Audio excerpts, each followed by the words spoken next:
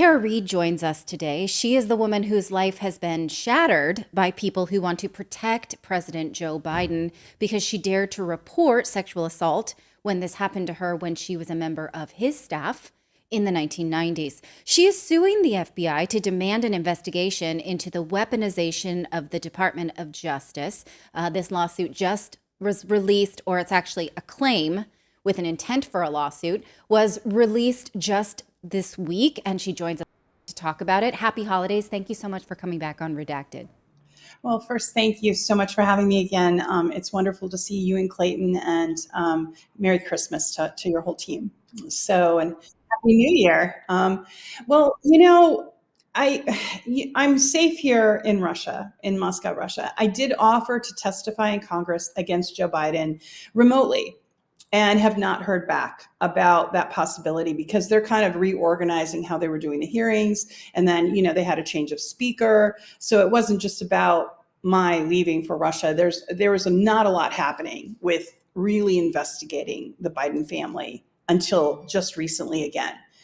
And my attorneys approached me and said, look, there were several statutes in several states that they violated your privacy. And this is happening to other people. This is happening to other, American citizens where they're being illegally surveillanced by a weaponized DOJ, FBI. So this is the first step. This complaint, it's a complaint filed with the Inspector General in the DOJ about the FBI to look at their tactics and what they were doing to me. And I think it's important because, I'm just a regular American citizen, and this happened to me. It can happen to anyone. And it is happening to anyone. It's happening to Trump supporters. It's happening to, there's a group, the Black Socialist Movement, their movement. So it's happening on the left. It's happening on the right. It's all over the place. And we need to look at how politicized the intelligence community has become and how much freedom they have to surveil. And I mean by surveillance, I don't mean, like stuff you see in the movies. I mean, like they pull your bank accounts, they look at every transaction, they pull your social media, your private conversations with family, with people, FaceTime, Twitter, or X as it's called now, Gmail, everything. And they do this through what's the secret court called FISA. And so my attorney speculated by doing some research about my case that I wasn't just being surveilled. It wasn't just like an operation of Biden's campaign. This was much bigger. This was actually a weaponized FBI operation that went all the way up to the NSA eventually. And it was done to specifically suppress my allegations against Joe Biden when he sexually assaulted me in 1993 when I was a staffer. Now, he buried the report. It's sealed in the University of Delaware. And so the next step during the campaign, when I came forward, along with 7 other women, and there are other women, by the way, who have not come forward, who are petrified to, he has tried to do everything he could, his campaign, the people working with him closely, to silence it, just like they did the Hunter Biden laptop. So the more research my attorneys did, the more they realized, because they had done other human rights cases, the more they realized, okay, this is big. This is like an operation. And so this is the first step.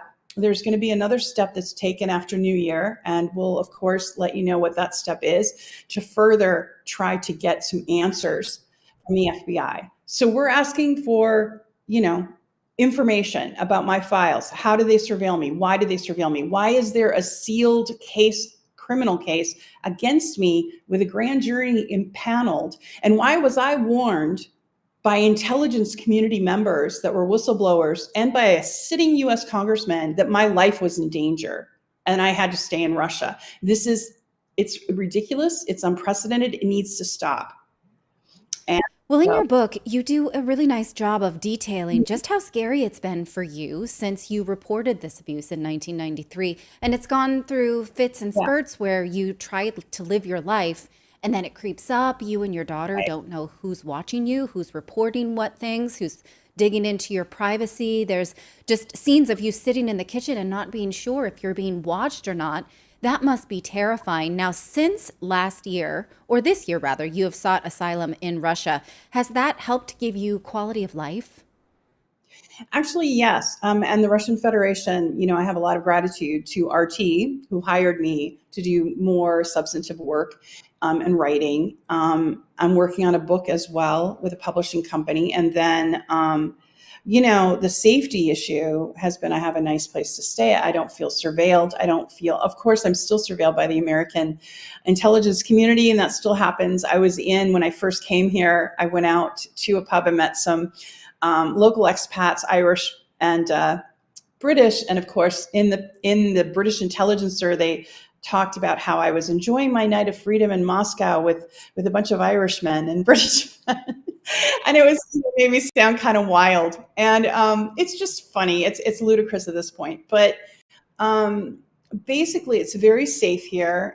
Moscow is an extremely safe city anyway, and so that's been good. However, back in the States, there's still shenanigans happening, and my horse was almost kidnapped about a month into me being here in Russia.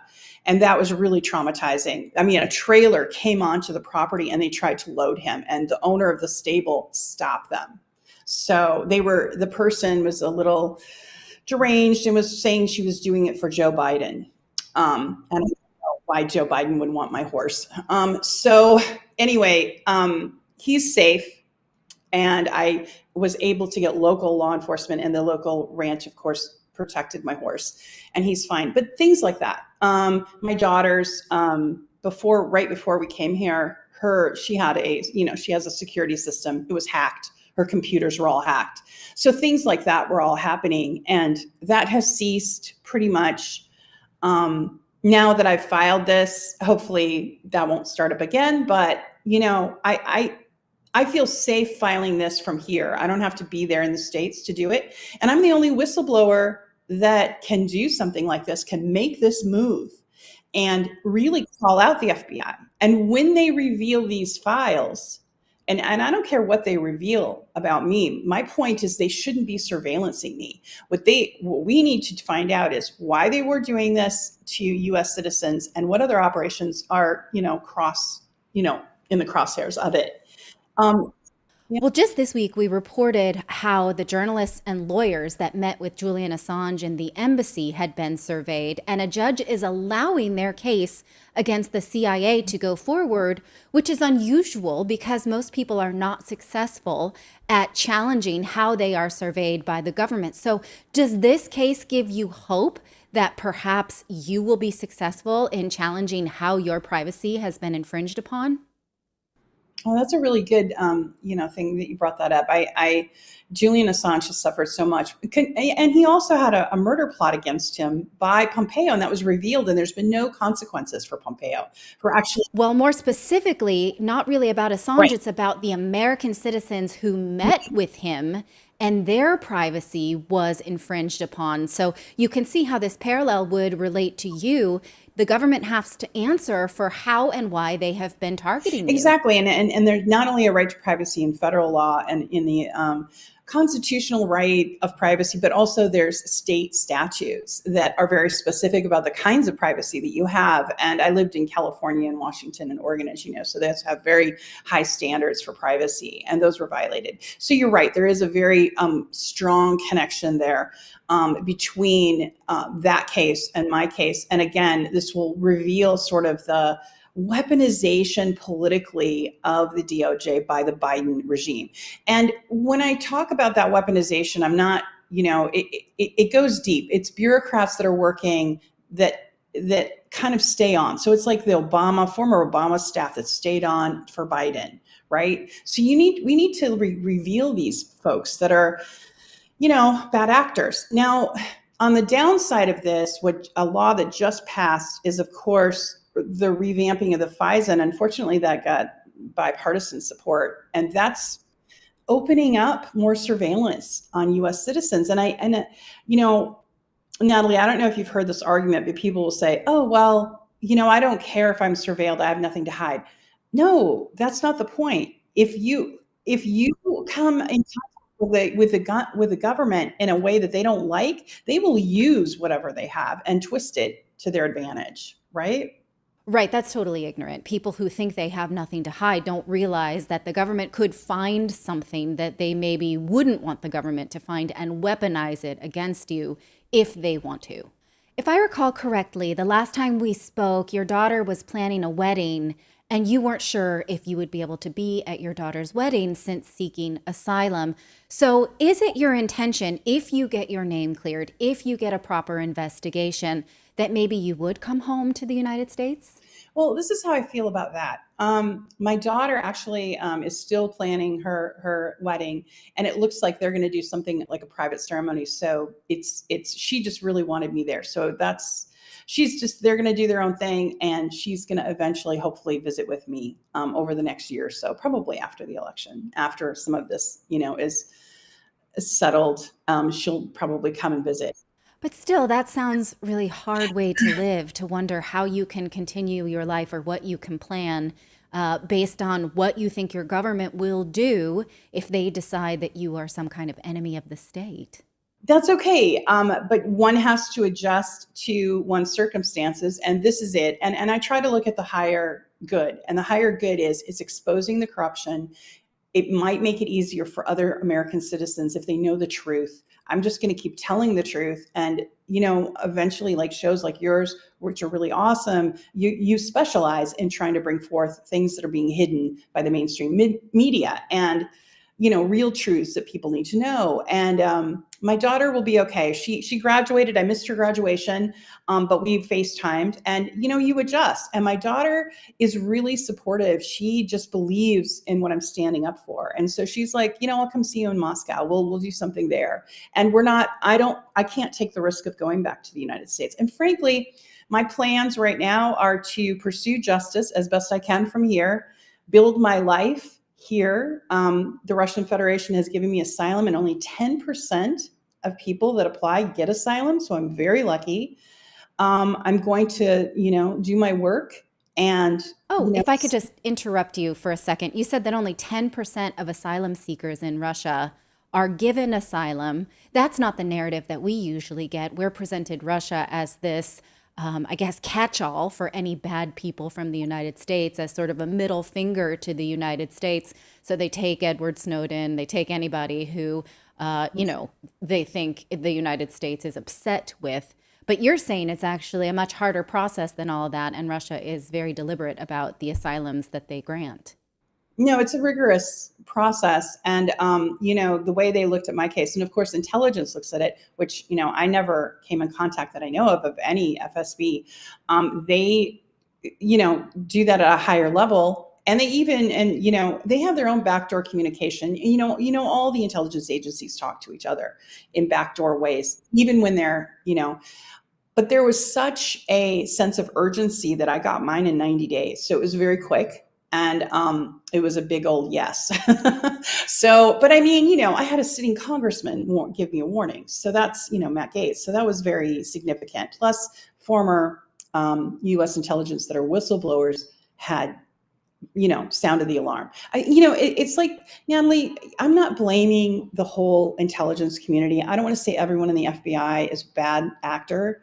There are good people that go, just like I went to the Senate with good intentions, people that really want to work for their country, that love America, and want to do what's right. But then they get caught up in a bigger political kind of quagmire. And then there are people who step out, like Kyle Seraphin, who blew the whistle about the FBI targeting Catholics in the United States. So you have those really, but that was really brave of him. But as a consequence, he lost his pension, he lost his job, and he has children. I mean, he has to survive. And so the sacrifices one makes as a whistleblower can be, from losing your profession to losing your freedom, like Julian Assange. And I think it's clear that nobody really is in danger anymore for sexual assaults from Joe Biden. If he came at you, you could just easily shove him off. It's not anymore about Joe Biden. It is about the powerful people who are covering up what Joe Biden has done, covering up what Democrats don't want you to see. It's about these narratives of power and also use of the Justice Department as a weapon against these narratives, right? And it's about the cover up. It's about the cover up, right? And it's about the lengths they went to suppress the truth. Obviously, Joe Biden has some form of dementia. It's obvious. Like, it's to anyone who's a human being, you can tell he's more than just elderly. He actually has like some form of dementia or senility happening. So but what this is about is more about holding him accountable, just like the Hunter Biden thing. I mean, look what just happened a few days ago. Hunter Biden didn't show up for a valid subpoena and then held a press conference about it. That's how much power these elite Democrats have right now, the neoliberal kind of faction. And it's not healthy. They've got the mainstream media wrapped around them, their narratives, and everyone else. And look at the results. Because, and I want to make this clear, Natalie, I love America. I'm not, I was born in Monterey, California area. I grew up, I went to law school. I served, as I could, in the Congress, in the state Senate, in California, and in the U.S. Senate, and did Homeland Security, and also did victim advocacy, did everything I could for my country, and a lot of work for free. And so for me, it's been really heart-wrenching to be called a traitor when actually I was running from the government that I was serving. I was serving them. And when a violent crime happened to me and I went for help, they went after me. That's not right. And it shouldn't happen to anyone. And so I'm going to be loud and talk about it. And if I have to do it from Moscow, Russia, I will. But on the other hand, I want to say that I'm not nationalistic. I love Russia. I think Russophobia is ridiculous. I think any kind of xenophobia is silly. Living in a foreign country is an adjustment, but I'm going to embrace it. I'm learning Russian. I'm learning the culture, the music, the food. And, I will make a good life. And I'll maybe hopefully be able to visit the US. I think what a lot of people don't realize is that when you intend to litigate, you know that you will be put through the ringer, even if you're the plaintiff. So they will drag out anything about your past that makes your case. Now, earlier you said you don't really care about what they expose, for you, but still you have to be vulnerable to do that and brave, because they're going to make their case that they needed to survey you or whatever if this is allowed to go forward. So it does take bravery on your part. I want to thank you for coming to talk to us, coming to tell your story, and wish you luck with this moving forward. And happy holidays. Thank you, as always, for coming on Redacted. Same to you. Take care. Thank you so much for watching this segment here at Redacted. We are live every day at 4 p.m. Eastern Time, trying to share the stories that the mainstream media will not cover. You should also come over and join our community of Redacted Rebels over at redacted.inc. That's our private locals community where we can share exclusive content that we simply cannot share here on YouTube. Come over and join the rebellion together right now by going to redacted.inc. We'll see you next time.